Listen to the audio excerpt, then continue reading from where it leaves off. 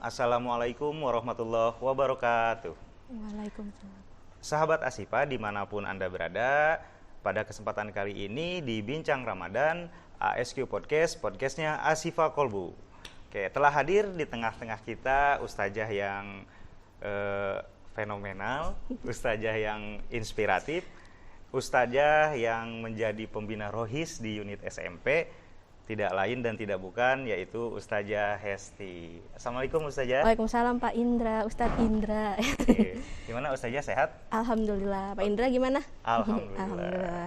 Puasanya lancar Ustazah? Alhamdulillah lancar sampai hari ini, nggak ada yang bolong. Alhamdulillah. Mudah-mudahan sahabat Asifa bisa tetap kuat menjaga puasanya. Oke. Pada kesempatan kali ini juga kita akan mengangkat tema yang sering kita temui, masalah-masalah yang sering kita temui, yaitu mengenai siapa sih orang terkuat di muka bumi menurut Rasulullah. Nah, mungkin di benak kita orang terkuat itu adalah orang yang berotot, orang yang kuat, berkelahi, ataupun banyak yang lainnya. Tapi sesungguhnya bukan itu. Nah, penasaran? Ayo kita tanyakan kepada Ustazah kita. Jadi siapa sebenarnya Ustazah orang terkuat menurut Rasulullah itu? Orang terkuat itu menurut Rasulullah SAW itu bukan orang yang ototnya besar Pak, atau misalnya orang yang mampu menarik misalnya mobil truk dengan tangannya, itu bukan. Tapi berdasarkan hadis dari Abu Hurairah radhiyallahu anhu, ia mendengar Rasulullah SAW bersabda, orang yang kuat bukanlah orang yang jago bergulat. Lalu para sahabat bertanya, lalu Rasulullah, siapakah orang yang kuat itu? Rasulullah pun menjawab, orang yang kuat adalah orang yang mampu menguasai dirinya dari amarah, hadis riwayat Muslim. Jadi orang yang kuat itu bukan orang yang menang jago berantem yang tadi saya sebutkan, tapi orang yang kuat itu yang mampu menahan dirinya atau menguasai dirinya ketika marah gitu, apalagi marah. Gimana caranya marahnya bisa kekontrol gitu. Betul. Jadi sahabat Asiba, jangan sampai kita menganggap bahwa orang kecil itu lemah. Tentunya di hadapan Rasulullah bisa saja orang kecil atau mungkin yang disepelekan ternyata dia adalah orang terkuat karena bisa menahan amarahnya. Nah, sebenarnya amarah itu apa sih, Ustazah? Oh ya, marah itu sebenarnya bagian dari emosi. Emosi itu kan ada takut, senang, sedih, jijik, kemudian terkejut. Ya. Nah, salah satunya itu ada marah. Nah, marah adalah sesuatu atau seseorang yang melakukan sesuatu di luar yang kita inginkan. Jadi itu timbullah rasa marah.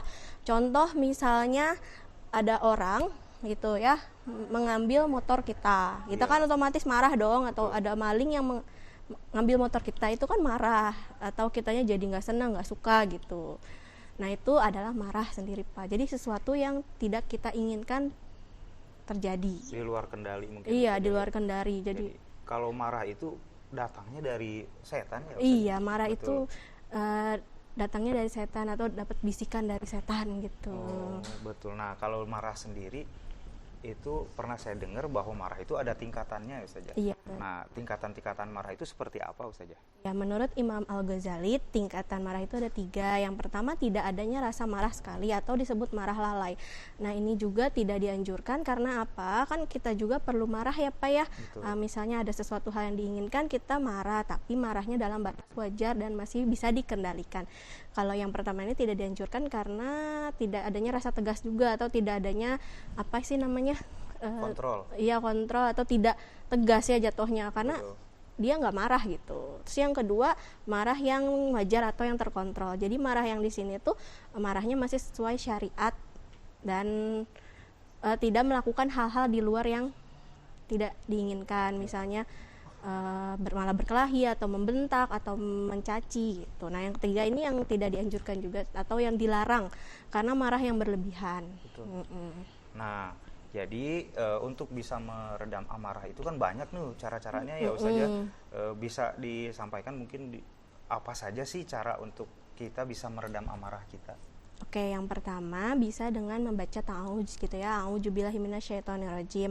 Aku berlindung kepada Allah dari godaan setan yang terkutuk. Karena kan tadi yang seperti yang Pak Indra tanyakan ya, kalau marah itu datangnya dari siapa sih? Dari setan. Jadi kita minta lindungan nih sama Allah karena sebaik-baik pelindung kan hanya Allah. Betul. Gitu. Terus yang kedua bisa dengan cara diam dulu. Misalnya kita udah marah nih, udah gedek gitu loh Pak Indra. Ya, betul. Udah kayak nggak tahan, coba diam dulu. Tapi kalau misalnya diam masih ini, coba kalau yang tadinya posisinya berdiri boleh duduk gitu. Merubah posisi juga bisa. Atau kalau misalnya tadinya duduk boleh berbaring, atau belum juga marahnya boleh membaca zikir juga bisa, berzikir bisa, tahlil, tahmid, kemudian istighfar juga gitu, takbir gitu. Terus yang selanjutnya bisa juga dengan introspeksi diri. Iya, introspeksi diri, mungkin marahnya juga bukan dari kita, mungkin dia itu marah karena ada sebab juga dari kita. Betul. Atau kita marah ini mungkin ada sebabnya juga dari kita, salah kita juga gitu. Karena kan dengan introspeksi diri kita jadi sadar kalau misalnya nggak sepenuhnya salah dia, ini salah kita juga. Kemudian dengan menahan amarah juga kan nanti orang juga banyak disukai oleh orang, karena kan kita lebih suka sama orang yang tidak pemarah ya. Iya, yang periang gitu ya, yang nggak marah-marah mulu gitu. Terus dengan berwudu juga, berwudu itu yang paling, karena kan air dicampur api, dengan doa juga, api dicampur dengan air itu bisa agar adem marahnya. Jadi adem ya. Iya, betul.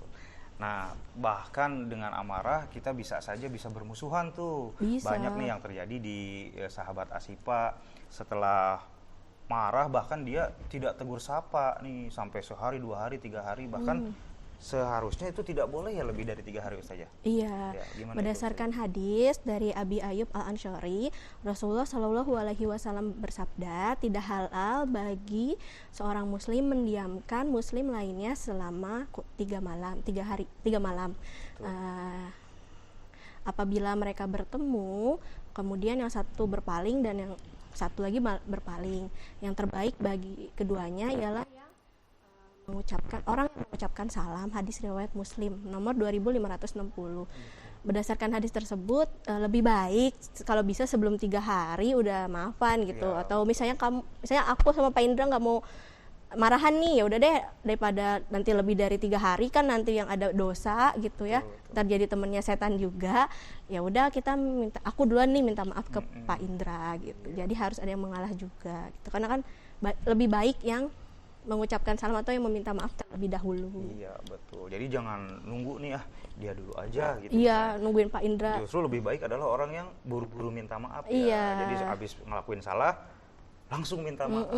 Lebih baik lagi jangan ngelakuin salah ya, jangan amarah. Jangan marah, tahan amarahnya. Karena kan yang menjaga amarah itu akan lebih mudah masuk surga insya Allah. Iya, ya. Benar. Betul. Oke. Alhamdulillah ini materi yang cukup berbobot, cukup banyak dirasakan oleh sahabat Asyifa. Nah, seperti biasa di acara kita itu ada yang namanya closing statement Ustaz ya.